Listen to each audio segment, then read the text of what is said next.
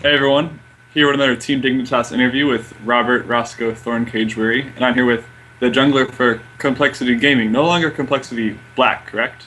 Yeah, we're just complexity lull now. Yeah, and so the jungler for Complexity Gaming, or LOL, Ram, Broken Shard, Jamal. Hey, How's it how's going, it dude? going? It's going good. It's a little bit hot here in California, but I think I'll manage. Yeah, not so much here in Oregon, but it's still sunny. So, besides being hot, what have you guys been doing since you were promoted to the LCS? Like, in terms of like, have you been practicing, or have you been relaxing some? Practicing, not so much. Relaxing, definitely not. There's been a lot of things that needed to be done because Riot only gave us a couple of weeks before the actual split started. So to get everything in order was definitely very troublesome. We pretty much in the weeks coming up to this, we somewhat prepared for Lone Star, except not really. We kind of took that time to kind of gather ourselves and practice the new patch because we hadn't been playing on the new patch, which was 4.6. We secured a manager. Knigget, the old manager for Cloud9 Tempest, became our manager. We secured a full-time coach slash analyst, which would be Koobs. And we pretty much just got our management, under control. We got secured responsible people who I know will take care of us. Besides that, we started working on my visa. I was in contact with one of the lawyers that Riot, talks to and deals with the visa. So I've been getting that stuff sorted, and basically just planning. Not so much practicing, but just planning the organization of our team throughout the LCS split. What we'd be doing, like securing a house, figuring out budgets, talking to Complexity, and re-signing the contracts.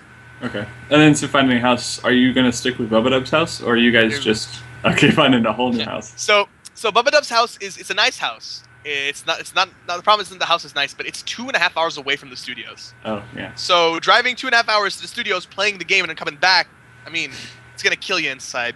No, we're looking at a house right now that's about 40 minutes from the studio. I think even less actually. So that's really good for us. Nice. And then I remember when I interviewed Zion Spartan, and I asked him about playing you guys, and he said that you guys one reason that he thought that you guys did really well was because you had really good support staff. So like coach, analyst, and all that. What was the situation with your support staff back then? It sounds like it may not have been so secure. It was. I don't think secure is the right way to say it because we had one contracted analyst, Fi, who was he was really good at being an analyst and getting stats and stuff. And then we had a coach analyst, Coops, but he was freelancing. He wasn't under contract. He wasn't this. He was pretty much supporting the team because he wanted to. And we meshed well with what he did. So we did definitely have the support staff, but it wasn't like lockdown, secure, payroll, everything super organized. Okay, cool. And so, like you mentioned, the passport you're getting rid of, you're figuring out because you actually can stay now because you're a professional athlete. Yes, the So visa. So the dedication that it took to get to continue to try to get into the split to get that passport to live here. What was that like to try to keep that dedication alive? I mean, it's not necessarily about living in the United States. It's more about LCS. LCS was the ultimate goal. Being in the United States is kind of a must if I want to play NNA LCS. But I don't think I've played with more dedicated players. Like everyone pushed so much, especially in the last weeks before the actual qualifiers, to be at the level that we were at. And I definitely think that if we push even harder, and definitely take the LCS split seriously, even though the teams are really good, the teams are stacked, and we're newcomers, we're fresh blood. I definitely think that a top 5 finish is within our reach. Top 4 will be very difficult, but I look to this LCS split as a learning experience for us. We know that it's going to be a bumpy road. We know it's going to be tough. We know there are chances that we're probably going to get destroyed in some games, and some games where we might pull upsets. We're not, we're not C9. We're the underdogs. We're coming in fresh with very little actual LCS experience. So as long as we understand that we're not going to be number 1 team NA in the first week, and we push for that goal, slowly we'll slowly start achieving that goal and getting closer and closer to it. Cool. And so your goal of trying to get good but realistic, and with that mindset, how would you compare yourself to the other NA junglers, like Meteos maybe, or Crumbs, or and yourself? There's a very fine line between being confident and being cocky, right? But I definitely think that there are definitely 4 junglers on NA that are probably better than me. Dexter, Meteos, Amazing, and I will dominate. I mean, I have had like good games against them and games where I've come up on top, but they usually find their way to get their upper hand on me, whether it be rotation-wise, farm-wise, or gank-wise. They just seem to be a little bit ahead of me.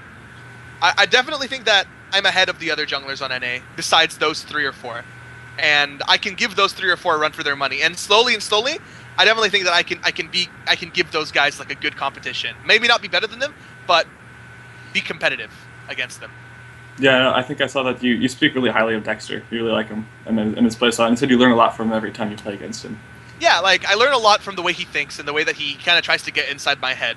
So I learned how to do that from playing against Dexter. So every time I play against Dexter, I come out of the game thinking I didn't do this before, but I definitely think I can start doing that, and it'll give me an edge in my gameplay.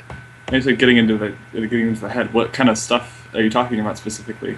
My particular playstyle is getting into the head of the enemy jungler. I don't have a specific playstyle. I just like to kind of understand what they want to do. So I put myself in their shoes and it's like, if I'm a completely rational and intelligent human being, what would be the best course of action? That's like, because I studied a lot of psychology in like taking some college classes during high school and stuff like that, and in the army, I learned a lot about human nature. And a lot of that has helped me kind of put myself in the shoes of another person and think, if I'm completely rational, what would be the most efficient course of action? Obviously, people don't always think like that, but it's always good to know what would be the best course of action and what might be the most logical course of action. And that way you can put yourself in that. Put myself in the right position to either counter gank, counter play, or get an advantage somewhere else. All right, and yeah, you mentioned Amazing once. Did you ever play against him in the EU? Actually, I played with him. That's right. Me and Amazing were on a team once. Not a very known team, but we actually alternated the top and jungle role. I played top lane some games, he played jungle some games. And there was a time where, in between like a break period, I subbed for his team Acer for a couple of weeks because their top laner was on vacation. So I definitely had a chance to play with Amazing and talk with him, and definitely play against him a couple times. But that was in the past, yeah. Yeah, he's a very in the past. I'm talking season 2. He was a very team dependent jungler. If his team was falling behind, he would be very lost. I'm talking like season 2. This is almost 2 years ago. Sure. Season 3, we didn't really see much of him. We actually my team Dragonborns beat his team, Team Acer, and it was a lot of the same issue. Like he played a non-impact jungler, and he didn't have very much of an impact that game. And then since then, Amazing hasn't really been seen that much until he joined Copenhagen Wolves. And I'm not gonna lie, when he joined Copenhagen Wolves, I kind of felt like I don't think Amazing is gonna do that good because I've seen what he did before, and with absolute no offense to Copenhagen Wolves, I feel that their solos aren't exactly the most powerful solos on EU. And I think that old Amazing used to rely heavily on their solos doing well. And then coming into Copenhagen Wolves and filling the big shoes of Shook, who was dominating the challenger scene, he started destroying the enemy jungler, and he started becoming a proactive jungler. And I'm pretty sure that he's the one making the calls for his team. So he's very aggressive, very in-your-face, and very playmake heavy. And he transformed and transitioned into this jungler. Coming into NA, that's going to be his biggest strength, because he is the embodiment of what an EU jungler is. Dexter, not so much. He plays a very tactical, methodical game. Amazing is classic EU, aggressive, in-your-face, constantly looking to put pressure. So he's going to definitely put a lot of the NA junglers who aren't used to that style on a very uneasy platform. Probably put a lot of pressure on mid to get Bjergsen snowballing. I mean, Bjergsen, he's a very good laner, which is what EU mid laners are very good. They're very strong at laning, and in team fighting, they're above average. Amazing is an aggressive jungler. So you have an aggressive mid laner, a methodical top laner, and an aggressive jungler. Their top side of the map / their solos are going to be in such a pressure position that the NA solos and junglers might just crumble under that pressure. And then back when you transitioning back to when you guys played coast in the promotion / relegation matches, you had a bunch of steals. It was a bunch of really smooth steals. One of them in particular was that dragon, and then a baron, and then a secure baron. The barons were in the first game when I was playing Elise. The actual steal was the Lee Sin game, the second game. Yeah. I think it was you queued it, you went in, smite, and then I think you flash W'd, or did you W flash? I queued the drag, smited it in midair, and hit my Q, so it executed it. W to the ward and flashed out. Yeah. It was quite smooth, and I was wondering if is that all just like a lot of stuff you've been practicing all the time? Like, is it muscle memory, or is it just like instantaneous instinct that you kind of have? So Lee Sin is technically my signature champion. That's what people kind of look at me to play. But the thing about Lee Sin is whenever I'm in a tournament, I have to feel it. You know what I mean? It's like, so are you feeling Lee Sin today? Yeah, I'm feeling it. And when I pick Lee Sin, it's like it's a hit or miss. It usually is, because when I pick him and I'm feeling it and I go really hard and I start to pulling the momentum, you know, getting first blood Nintendo successful ganks over and over again, I just start playing mechanically well, and my mechanics are like fine-tuned, and I start being able to pull, you know, impressive plays like that. They don't happen often because sometimes the best play is the play that doesn't need to be made. But I don't know. I felt like that game was just pure solo queue for me. For the first 15 minutes, I'm just like, I'm playing solo queue. This isn't a game. I'm playing solo queue. Huh. So it's like his success is almost an embodiment of whether his Q hits or misses. Not necessarily, but yeah, kind of like that. I mean, if you're maxing Q and you miss it, then you've just lost a big chunk of your damage. So. Sure. All right. And what was the difference between those like this particular the summer split promotions and the spring split? Of course, you're playing Evil Geniuses and then Coast. But for you guys, what made the difference? I feel that we were more, not only like actual in-game preparation for the game, we were more prepared, but we were just better mentally prepared. We were mentally fine-tuned to know that we might have to play a long series, and that losing the first game does not matter, because we did go to a full 5 games versus Curse Academy earlier that month. And I definitely think that if we had not gone to a full 5 games, we would have not been in the right mental preparation. That game helped us immensely on how to deal with pressure, anxiety, and to keep our cool and transition from game to game. And to endure mentally, right? Yeah. Yeah. And so we had the All-Stars yesterday.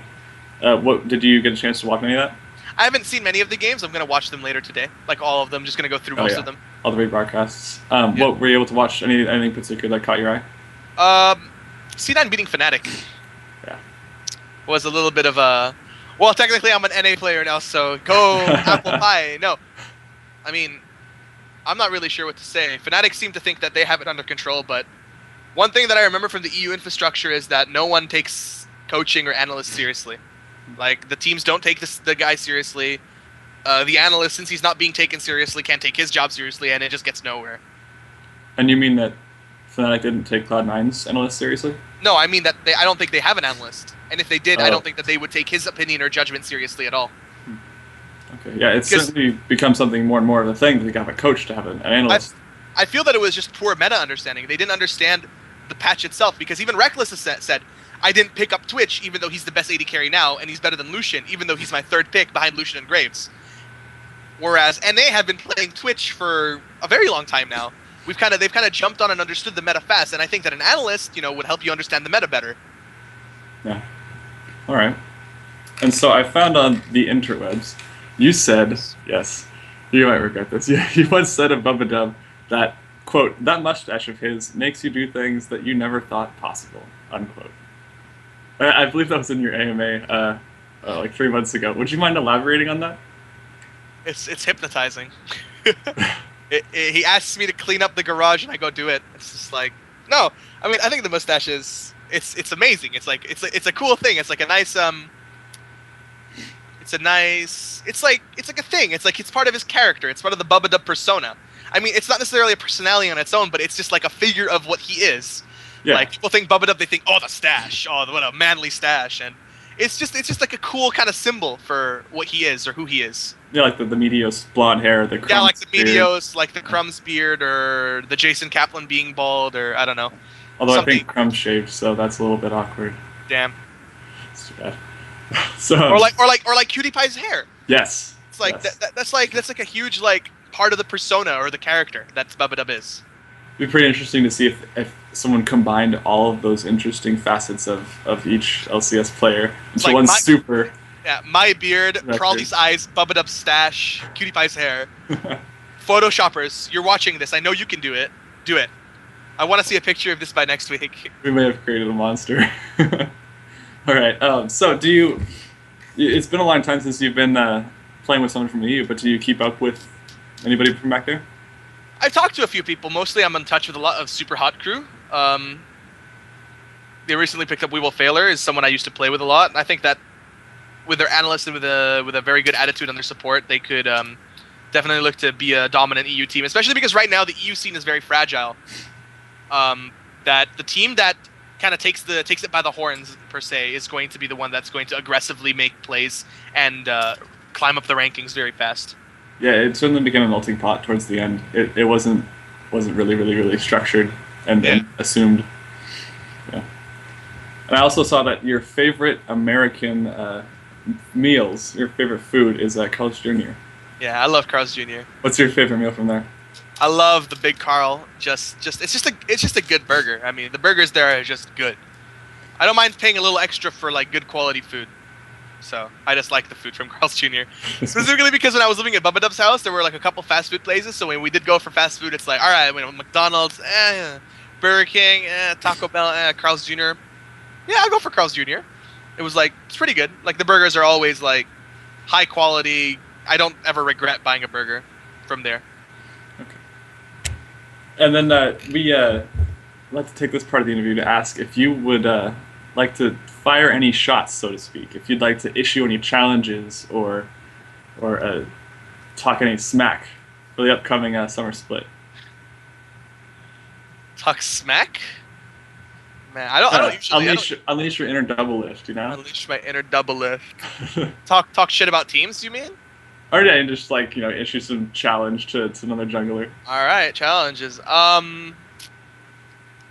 So there's this funny thing on Reddit where 6 months ago, when I first came to NA, I wrote to Nintendude on like Reddit, like he commented like a Reddit post, and I'm just like, I'm coming for you, Josh. It's like 6 months ago, and then like I relegated him, right? Oh wow. I just thought it was funny. But I don't necessarily have any challenges because I've already stated that my like stance on the LCS this season was not to be the best team in NA, but to improve and learn, so that in the upcoming splits we can start becoming like a challenge and start challenging these upper NA teams. So you can stay, not just like one and done. So you can. But I'm going to throw a challenge at Dignitas.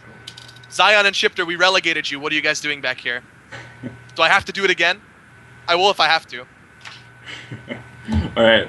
Do you have any shout-outs for your sponsors or any friends of yours? Yeah, I'm going to shout out to my sponsors, but first I'm going to throw a shout out to all my fans. I mean, it's definitely nice seeing the huge turn up of people watching the stream, especially since we came and like made LCS. So shout out to them. Shout out to like my family back at home, who I miss very much. It was Mother's Day yesterday. So I hope you guys are treating your moms well. And obviously shout out to Complexity, and thanks for their support and all the sponsors. I'm going to have to start listing them now one by one, so bear with me, all right? So thanks to Sound Blaster, Creative, Cyberpower PC, Elite Gaming, Scuff Gaming, DX Racer, Twitch, Pawnetware. Thank you very much for supporting us. We appreciate it very much. I can tell it. Seems like you did that from memory.